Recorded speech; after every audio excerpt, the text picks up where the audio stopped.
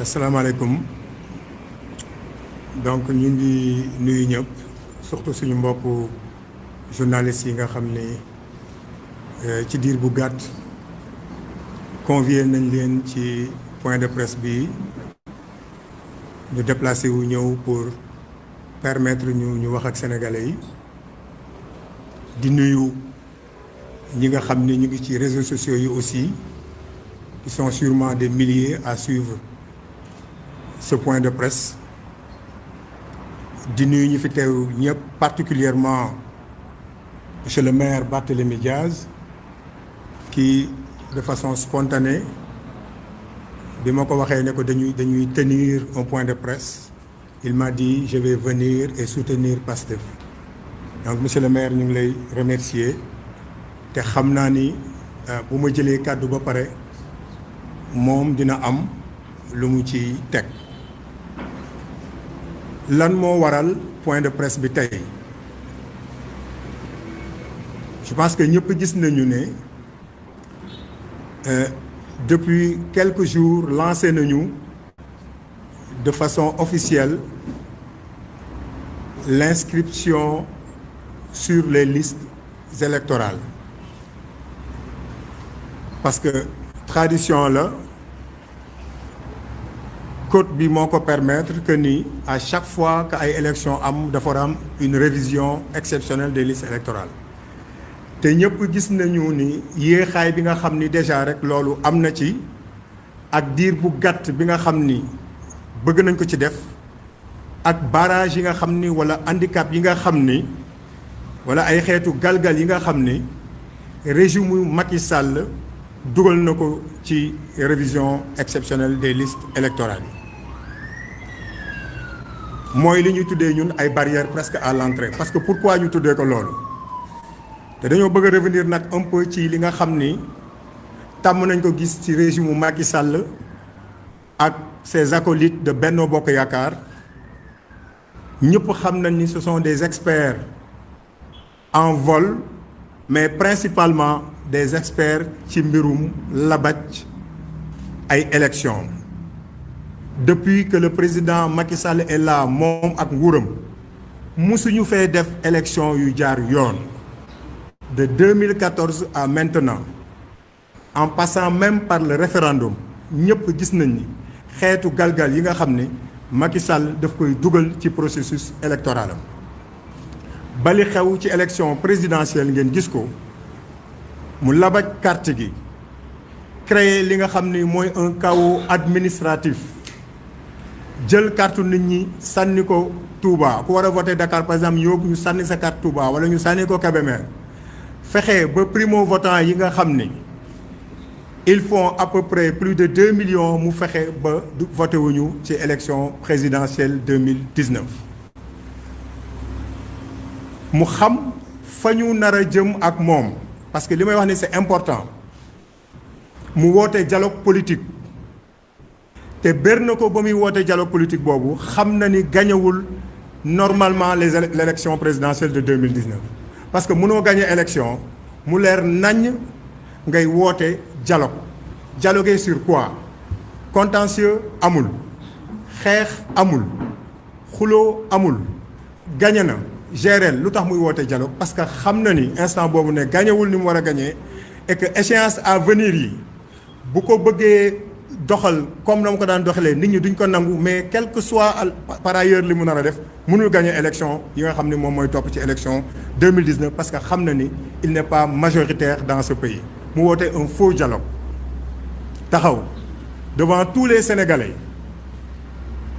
ne ba muy présider dialogue bi ne amatuma lu may njuuj njaaj liñ naan c'est un aveu de taille, c'est un aveu révélateur. li ma wax ne loolu mooy révéler la vraie personnalité de Macky Sall li mu ne amul lu muy njuuj njaaj, ça veut dire que c'est un grand njuuj njaajeur. loolu moo tax nag ci élection locale yi ngeen gis ko mu reporter ko au nom de quoi? Au nom d'un faux dialogue qui n'existe pas en réalité. mu fexe ba donc jouer sur ça ne acteurs politiques yi ñoom ñu ngi waxtaan, donc tant que waxtaan bi jeexul mënuñoo def élection locale ci koo xam ne yaa ngi organiser ay élections présidentielles en 2019 te nee nga yoo jaar na yoon. Donc qu'est-ce qui lui empêchait d'être dans la même dynamique et d'organiser les élections locales? Parce que xam na ni il n'est plus majoritaire dans ce pays. mu utiliser prétexte boobu nit ñi seetaan ko ñu dem ba dialogue bi jeex mu ne woon lépp lu ngeen diggee ci dialogue bi dinaa ko nangu. premier njuuj njaaj mooy ne li ko intéressé rek la jël ci dialogue bi li ci des mu wóor que ni loolu bu ko tegul ci loxoom maîtriser ko élection du ko fi gagner. mu ne xaaral ma teg donc comme il a l'habitude de le faire donc samay pexe. Qu'est-ce qu'il fait? mu bàyyi ba nga xam ni yoon tënk na ko au niveau par exemple de la CEDEAO ñëpp xam nañ ni il y a des principes élémentaires yoo xam ni pendant les 6 mois qui précèdent l'élection mënoo ci laal dara, mënoo ci changer dara. mu xam ni bu ubbiwul aussi l'inscription sur le fichier électoral il sera forclos. mu xam ni bu tànnul date pour élection locale yi il sera forclos. mu imposer ñu le 22 janvier alors que dafa waxoon day waxtaan dafa xëy tànnal ko boppam de façon unilatérale. ouverture donc du fichier électoral bi nga xam ni qui concerne les inscriptions aussi il fait la même chose waxtaanu ci il se lève un beau jour il fixe lui-même ses règles. c'est-à-dire mooy quoi? mooy ne pour nga inscrire ci fichier électoral bi il faut que nécessairement nga am carte d'identité biométrique. Ce qui est déjà un handicap parce que xam na ni l'essentiel des jeunes qui sont ici dans ce pays ne veulent plus de lui à cause de sa mauvaise politique de jeunesse et de sa mauvaise politique de gestion de ce pays. mu ne kon xaaral ma teg loolu mu nekk une première barrière à l'entrée. Et tout le monde sait que ni dans tous les pays quand tu es majeur tu n'as même pas besoin qu'on te demande d'aller t'inscrire sur les listes F. dañ lay balancer automatiquement dans le fichier boo amee 18 ans rek dañ lay balancer automatiquement dans le fichier pour que nga bénéficier de ton droit de vote parce que la constitution moo garantir ne ku am 18 ans jëm kaw war nga mën a voter bu ñu nee war nga mën a voter donc dañ la war a faciliter ce principe là defu ko. maintenant mu indi technique am mooy ne xale yi ku ci bëgg a voter da ngay dem uti pièce d'identité mu def ko ci 45 jours c'est-à-dire du 31 juillet au 14 septembre et 14 septembre sax bokk ci parce que 8 septembre lay arrêté parce que ce qui suit après le 8 septembre concerne la phase contentieuse. Donc les jeunes ont 45 jours pour faire quoi? Pour ñu amul pièce d'identité dem uti pièce d'identité demaat au niveau des commissions administratives pour inscrire. Et tout le monde sait que ni temps normal sax pour nga am pièce d'identité c'est la croix et la bannière. Donc mu imposer na que nous avons des documents ay récépissés yu ñu yor fii yuy wane ne l'essentiel des gens qui se sont inscrits ñu ngi leen jox rendez-vous ay 8 septembre ak 9 septembre fekk na 8 septembre arrêté nañu l'inscription sur les fichiers électoraux.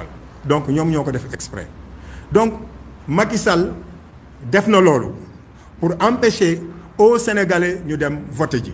loolu dinañ ci ñëwaat nag ci fin bi pour wax Sénégalais nag lan la ñu war a mën a def pour imposer à Macky Sall pour que seen droit constitutionnel mu respecte ko mooy qu'il les laisse voter parce qu'ils en ont le droit. Un droit nag doo ko négocier da nga koy exiger da nga koy arracher dinañ ci ñëwaat ci fin bi.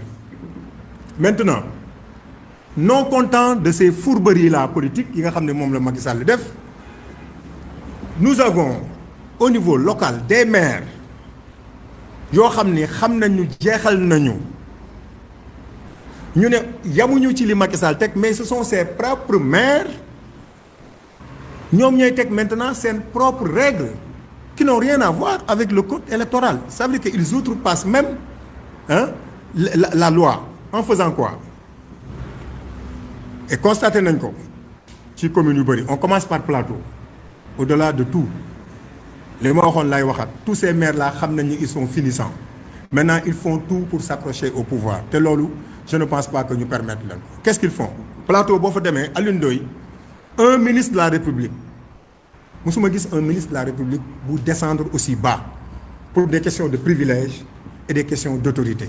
Un ministre de la République de surcroît maire ñu dénk la un ministère nga war ko développer nga dem toog ca mairie ba di signer ay certificat de résidence nga ni kenn amatul droit joxe certificat de résidence man maa koy joxe man maa koy signer toog ci bureau ak ses collaborateurs ku leen neex ñu jox ko certificat de résidence ku ñu xalaat ni kii il est contre lui ñu bloquer ce certificat de résidence.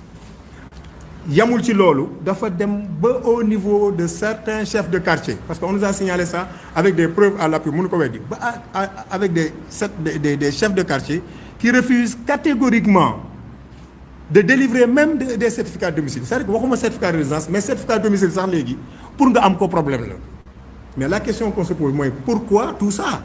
De quoi est-ce que Macky Sall a peur pour que toutes ces barrières là mu mettre ko en place? Je pense que la réponse coule de source. Parce qu'il sait qu'il y a une marée humaine, surtout chez les jeunes qui attendent d'avoir leur pièce d'identité et de voter massivement contre lui. Et quelle que soit la situation, ça se passera comme ça, parce qu'on va lui imposer qu'il donne les cartes d'identité à ces gens-là qui doivent voter. Donc le maire de Plateau, c'est ça qu'il fait. De connivence avec certains chefs de quartier. Ñoo xam ne ñii soit dañ leen jënd, ñii dañ leen contraindre. Parce qu'il y a des chefs de quartier qui ont dit clairement que dañoo recevoir ay instructions des maires pour que les certificats de domicile ñu bañ ko yombal nit ñi. Il y a même des maires des chefs de quartier yoo xam ni léegi dañ naan la boo ñëwee demal nga indil ñu justificatif extrait de naissance wala kayitu ndox mais Ndakaaru nga xam ni fii dañ lay sax suuluwee néeg bu ñu la suuluwee néeg est-ce que mën nga am facture mën nga am facture d'électricité bu nekk à ton nom? Est-ce possible? Ça veut dire que tout ça c'est des formes de tricherie yoo xam ne ñu ngi koy mettre en place pour éviter que nit ñi bañ am seen pièce d'identité. Aux Parcelles Assainies quelqu'un nous a dit ça ne dafa dem ci maire bi xam na ko ne ko dama ñëw pour domicile mu ne ko xam naa la mais le maire moom moo ne bu ma jox kenn certificat de domicile te indiluma facture. Et même au niveau de la mairie au-delà du certificat de domicile dañ lay laaj encore facture buy wane ni ce tour la nekk. Même au niveau de la mairie des Parcelles Assainies on nous a signalé ces situations-là, ces cas-là. Vous pensez que ça c'est normal dans un pays où on dit qu'il y a de la démocratie et que les gens sont libres de choisir? Loolu duñ ko nangu. Parcelles Assainies loolu am na fa. On soupçonne aussi benn méthode de blocage ci ñi nga xam ne dañoo bëgg a changer seen lieu de vote. Au niveau des Parcelles Assainies on nous a signalé beaucoup de cas yu mel noonu que ni dañuy ñëw ut certificat de domicile pour dem changer seen lieu de vote bu ñu demee ci mairie bi ñu xool seen lieu de naissance la ñu xool bu ñu nee Barthélémy Diaz il est né à Pikine ñu ne ko non tu ne peux pas changer de lieu de vote parce que tout simplement il est né à Pikine. Vous vous rendez compte dans quel pays nous sommes? Loolu aussi mënuñu ko nangu. Li xew Plateau dinañ ci jug. Li xew Parcelles Assainies dinañ ci jug ñu dem Fann Point Amitié. Qu'est-ce qui se passe là-bas? Foofu nous avons des cas patents de fraude et de transfert d'électeurs.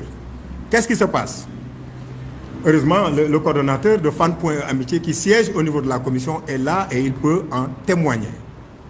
Dañu dem jël ay kër yoo xam ni kenn dëkkatu fa am na kër yoo xam ne sax dañ koo raser kenn dëkkatu fa.